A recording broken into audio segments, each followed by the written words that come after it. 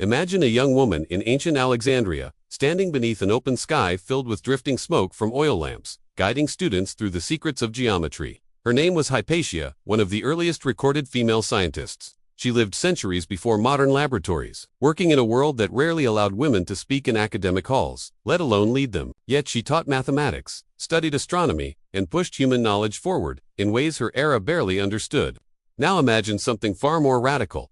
A world where women like Hypatia were not rare exceptions, but part of an uninterrupted lineage of scientific voices equal to men from the very beginning. Before we enter that alternate history, consider this central question that pulls viewers in. What would our world look like today if half of humanity had never been pushed out of the world's greatest discoveries? It is the kind of question that unravels everything we think we know about progress. And if you're curious enough to explore worlds that could have been, this is the perfect moment to subscribe so you never miss the next journey. In every century of real history, women who tried to study science often had to work quietly behind closed doors or disguise their contributions under someone else's name. But in this alternate timeline, that barrier never existed. From the earliest civilizations, girls would have entered schools, academies, and workshops alongside boys. Their questions would be heard, their experiments funded, and their inventions respected. The story of science would expand immediately, becoming richer, louder, and far more diverse. Picture the ancient world first. In Mesopotamia, Egypt, and Greece, women would stand beside male scholars as equals. They would map stars, write medical texts, build mechanical devices, and pioneer early theories that were never written in our history books because the women who thought them were never allowed to study. Astronomy, mathematics, and medicine would accelerate faster because the number of active minds would double. Instead of a handful of philosophers shaping early knowledge, entire generations of women would join them, challenging ideas, correcting errors, and offering perspectives that human progress desperately needed. Now imagine the Middle Ages, a period often slowed by war, disease, and fear. In our alternate timeline, women would not be confined to household roles. They would work in medieval universities, monasteries, and early hospitals as scholars and physicians. Their presence could drastically alter the response to plagues and pandemics. With more researchers gathering data and experimenting with treatments, medical advancements might arrive centuries earlier. Entire populations that historically suffered without breakthroughs might live longer, healthier lives. When the Renaissance dawned, women would not observe it from the margins. They would paint, calculate, dissect, and invent. A young woman in Florence might design early prototypes of mechanical devices. Another in France might develop theories of motion long before Galileo. Art and science would merge in new ways because creativity would not be shaped by only half the human experience. The momentum building across centuries would prepare the world differently for the age of scientific revolution. By the time we reach the 18th and 19th centuries, the landscape of discovery transforms even more dramatically. Laboratories would fill with women, experimenting with electricity, chemistry, and early engineering. The Industrial Revolution would not be driven solely by male inventors in crowded workshops. Women would design machines, engines, and communication technologies. Their contributions to industry could create new forms of labor, new markets, and new technologies that our world never had the chance to see. Education systems would change too. With young girls encouraged to pursue scientific curiosity from childhood, the global literacy rate would rise much earlier. Entire communities would grow wealthier, because when women have access to education, entire economies strengthen. Nations that historically held women back would find themselves falling behind those that embraced equal opportunity.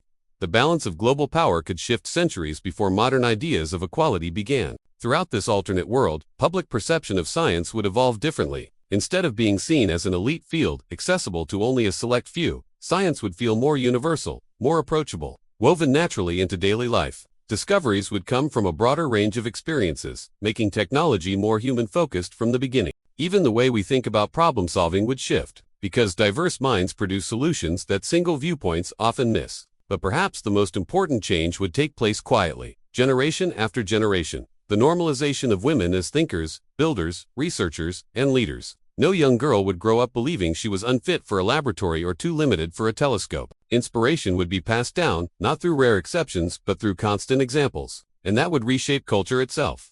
This is where our world begins to look radically different. Innovations arrive earlier. Mistakes in history are corrected sooner. Entire scientific disciplines grow up twice as fast. And the path of human progress follows a different arc, one shaped by the full strength of our species rather than half of it. As we move deeper into this alternate history, imagine the 20th century unfolding under the influence of centuries of equal scientific access. The era that in our real world brought electricity, aviation, vaccines, and computers would ignite even earlier and burn even brighter, because the pipeline of innovation would be fueled by generations of women who were never sidelined, never silenced, never taught to shrink their curiosity. Picture a young scientist in the early 1900s standing beside a lab bench, her hands steady over a beaker of glowing solution. In our timeline, figures like Marie Curie had to fight for every inch of recognition. But in this world, she wouldn't be an exception. She would be part of a vast network of women dissecting atoms, charting radioactivity, and constructing early theories of quantum behavior. With more minds tackling the mysteries of matter, breakthroughs in physics and chemistry could emerge far sooner. Nuclear medicine might develop earlier, saving millions more lives. Energy research could take a safer, more diverse path, and the global scientific community would evolve into something much more collaborative than competitive. Engineering would also transform. Aviation, for example, might not begin with two brothers at Kitty Hawk, but with a team of engineers, men and women, experimenting with flight decades earlier. The dream of lifting humanity into the sky could accelerate into a reality shaped by a wider range of inventors. Air travel might emerge sooner, reshaping global culture and communication long before the mid-20th century.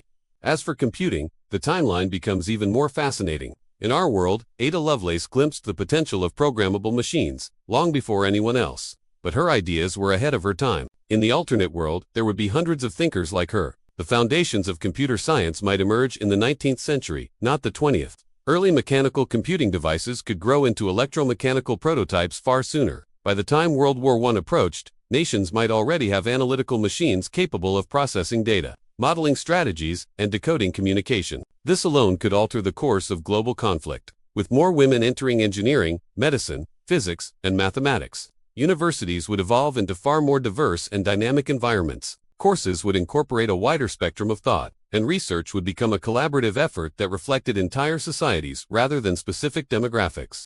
The social value of education would grow, lifting communities and economies at a rapid pace. Nations that invested in equal scientific access would see accelerated progress. And this would redefine international competition, not in terms of military strength alone, but in innovation, stability, and health. Culture would shift as well. Media, literature, and public conversation about science would be shaped by the voices of women who had always been present in laboratories and observatories. Young people would grow up seeing their mothers, sisters, aunts, and grandmothers as doctors, inventors, and engineers. This lived reality would create a society with a broader imagination, where scientific curiosity felt as normal as breathing. Creativity would flow from multiple directions, and the myths about who is born to do science would never take root. Technology would become more human-centered much earlier. With more perspectives shaping invention, devices and systems might prioritize accessibility, safety, and social impact in ways our world is still learning to adopt. Large-scale innovations like transportation networks, communication technologies, and medical systems could reflect more balanced priorities. Even urban planning might evolve differently, influenced by diverse scientific leadership to prioritize health, community, and sustainability. During global crises, the impact would be profound. Medical teams led by both men and women would identify patterns more quickly, share data more effectively, and design responses that consider a broader range of experiences. Pandemics and environmental challenges could be addressed with greater agility. The world's understanding of public health would advance earlier, reducing suffering across continents. But one of the most powerful transformations would be psychological. Without generations of exclusion, the relationship between society and science would become more trusting. When people see themselves reflected in the scientific community, they are more likely to believe in the institutions that protect them. This trust would create a stronger partnership between the public and the scientific world, allowing progress to unfold faster and with fewer barriers. Industries outside traditional science would flourish too. Technology companies, research agencies, and medical institutions would be led by thinkers who value collaboration and long-term perspective. The economy would expand earlier, powered by innovation from all directions. Breakthroughs in energy, climate science, neuroscience, and artificial intelligence might arrive decades ahead of schedule. Humanity could reach a technological maturity earlier in history, giving us more time to refine ethics, laws, and global cooperation. By the time we reach the modern era, the world would feel familiar but elevated, shaped by centuries of balanced contribution. Human progress, instead of rising in uneven bursts, would follow a smoother, more accelerated path. The challenges we still struggle with today: inequality, limited representation, delayed breakthroughs might look very different, if not reduced entirely. And this leads to a closing thought for the viewer, a quiet reminder of why these alternate timelines matter. They expose the cost of lost potential, the weight of voices that were never heard, and the strength of the world we could build when we choose to value every mind. If the story of science teaches us anything, it's that human progress accelerates when more people are allowed to take part in it. For viewers who want to keep exploring these alternate histories and the hidden stories of inventors who could have changed everything, subscribing ensures you'll never miss the next journey into worlds that could have been and the truths they reveal about the one we live in now.